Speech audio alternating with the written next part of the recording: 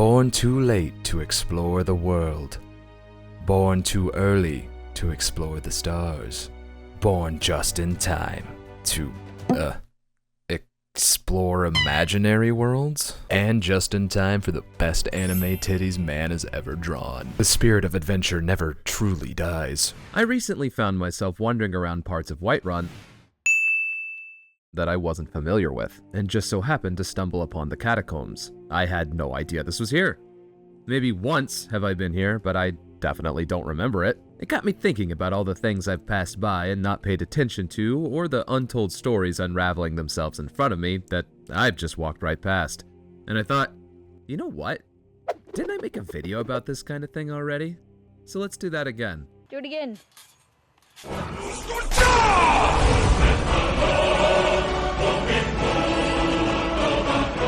It's really no wonder that I count myself among the many who find themselves unable to stay away from Tamriel's northernmost province. For every other marker on the map, somewhere in the world something is happening that the developers don't bring attention to. And you almost have to wonder why. Some little oddities definitely don't need any map markers or anything, but some locations with interesting occurrences are left to be stumbled upon by accident. Maybe this is exactly the reason why these things are unmarked. For a game like Skyrim with so much going on, sometimes we need to have these little moments where we feel like we've come across something secret. So today, I wanted to take another look into some of the hidden stories and unmarked locations that litter the landscape. We'll be sticking to the area around Falkreath for this video. If you want to see some of the things I found and discussed previously, go back and check my first Skyrim video. I'm going to be doing a series on this, so let me know what area you'd like to take a look at next. Real quick before we get into it, remember to like and subscribe. It really helps out more than you know, and any support is so greatly appreciated. Falkreath is a city of graves. In Skyrim's history, it was where great warriors were buried, with more than one legendary Nord requesting to be specifically buried in the graveyards of the southernmost hold. So it's no surprise that there are many graves to be found in and around the walls of the city. Here, outside of North Shriekwind Bastion, we see a grave has been erected for 6 citizens of Skyrim that have lost their life. Nothing is known about them, but we can infer a few things from the placement of the site in relation to the nearby Nordic ruins, which are traditionally the burial halls of ancient Nords. What does this mean for the occupants of these unmarked graves? Were they laid to rest hundreds of years after the ruins were built? Were they dishonored dead that weren't allowed to be buried with their brethren? Perhaps this was done in some way to prevent Draugr from rising. There are a few different reasons in the lore that the Nords in their tombs might rise from their eternal rest, but maybe the presence of graves outside of the tombs indicates some way that the curse of undeath has been circumvented. Am I thinking about this way too much? Yeah, but it is fun to think about these kind of things. A world like this is like a novel where everything is placed for a reason, even if it's not specifically spelled out. Give me that shit. Speaking of graves, this one, close to Half Moon Mill, has a dead dark elf laying on top of it.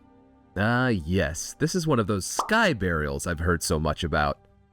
Interestingly, he died on top of a grave, and there's nothing nearby to indicate any sign of a struggle. Was this someone that he once knew, once loved? Perhaps the pain of losing them was too much to bear. Maybe it was ultimately nothing more than a cosmic sense of irony that he'd dropped dead on the burial site of another. Regardless, we should treat this situation with the respect it deserves.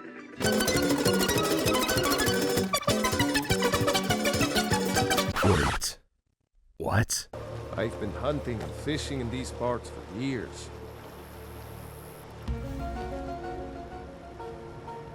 A few moments later.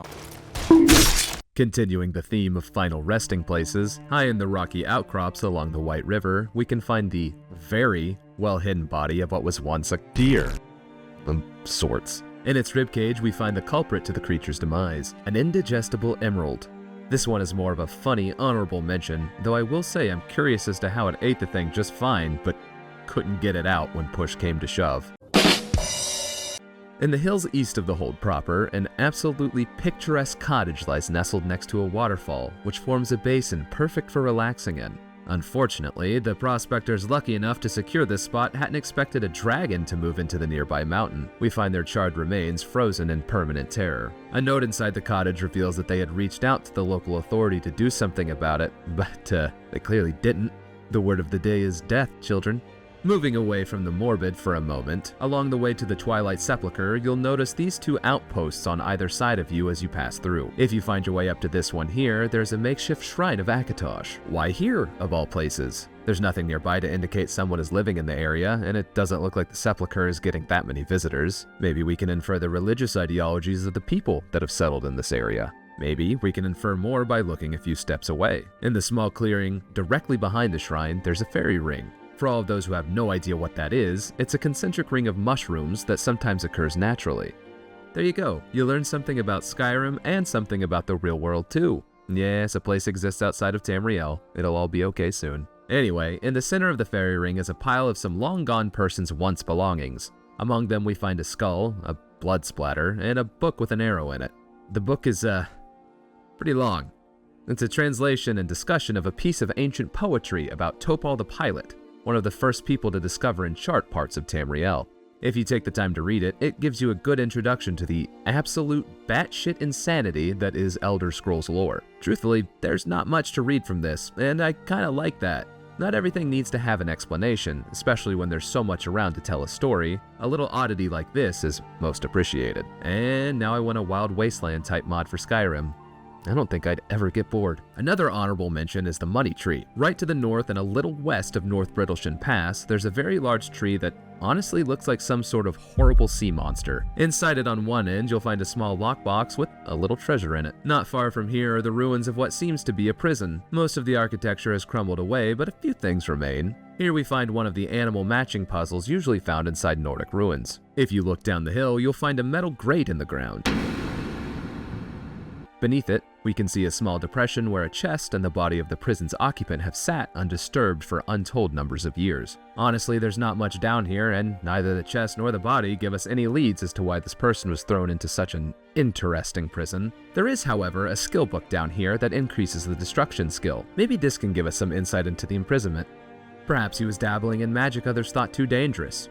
I think, though, that this serves to be more of the prisoner's link to the outside world that he was allowed to keep himself sane. Of note, it is a playbook, which makes me think back to the playbook found in the burning house with the summoning circle that I talked about in my previous video. Following the trail eastward from the Guardian Stones, you'll come across a shrine to Talos, where a battle has clearly taken place. We see a few worshippers dead on the ground, obviously ambushed while they were in the process of praying. Behind them, we see a Thalmor official lying dead on the ground. Looting him reveals a note on his body that gives us a behind-the-scenes look at how the Thalmor are operating and infiltrating their way into Skyrim. This high elf here was investigating Talos worship in the region. Seems like he was pretty bad at his job, as the author of the note seems to be rather fed up with this operative being unable to provide any proof for his claims. Trying to avoid getting into further trouble, it looks like the agent ambushed a group of Talos worshippers. He managed to kill at least 4 of them before succumbing to his injuries. Seeing as the others here are dead, we can infer that there must have been 1 or more survivors from the group of worshippers, the one who finally ended the Thalmor agent's prying. This is one of the rare ones where we can gather basically everything going on here. This is one of my favorites on this list simply because of how much we get. It shows how the Thalmor threat is affecting Skyrim all the way down to the individual citizens. It's also great that this piece of shit got fucked up. Me and all my friends hate the Thalmor. The last 2 entries are located in Lake Ilinalta. Did you know that was the name of this lake? I didn't. Right next to the island where we find the Lady Stone, we can see what looks to be a piece of wood jutting out from the water's surface. Downing a potion of water breathing, you can descend beneath the muddy waters to find the split-in-half remains of a ship called the Silver Moon. It's hard to tell how long ago it sank, but it's been long enough that the wildlife has begun to move in. Really, we don't get much here, though we can wager a guess that the cause of the wreck was the very island the Lady Stone is on. The ship has also been completely bisected, so they must have hit it pretty damn hard. Maybe it was a foggy night, or perhaps the island wasn't so far above water when the wreck happened, and the bottom of the boat caught it without anyone noticing. Maybe the captain was a nepotism hire and was incredibly incompetent. Regardless, the final resting place of the Silver Moon is marked with the gravestone of the ship's crow's nest, another grave to add to the list of the countless near Falkreath. A ways east of the stone is the Fisherman's Island. Much like some of the other fishers in Skyrim, the one here likes quiet and solitude while they fish. The small island is covered in colorful flowers and, a shitload of bees. She lives with them here in glorious cross-species harmony. This island is an excellent example of how beautiful this game is. I know the graphics have been continuously improved with every goddamn re-release of the game, but I'm still blown away by some of the views. So that was a few things you can find hidden around Falkreath. This one was rather focused around death and final resting places, which thematically fits well with the hold. With that comes a lot of mystery and a lot of fun stories that we can uncover if we just look a little bit beyond the surface. Even if it's just a small oddity, it all adds together to make a fully realized living world. The appeal is the dragons, but what keeps people coming back is Skyrim itself. Thanks for watching. I really enjoyed making this video, and I'm looking forward to make more on this topic. Let me know in the comments what region you'd like me to explore in my next video. Don't forget to like and subscribe if you want to see more, and I'll see you next time. Bye!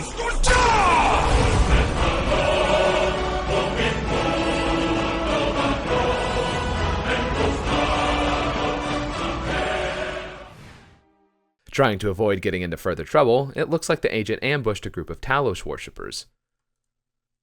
Cha-cha-cha-cha-cha.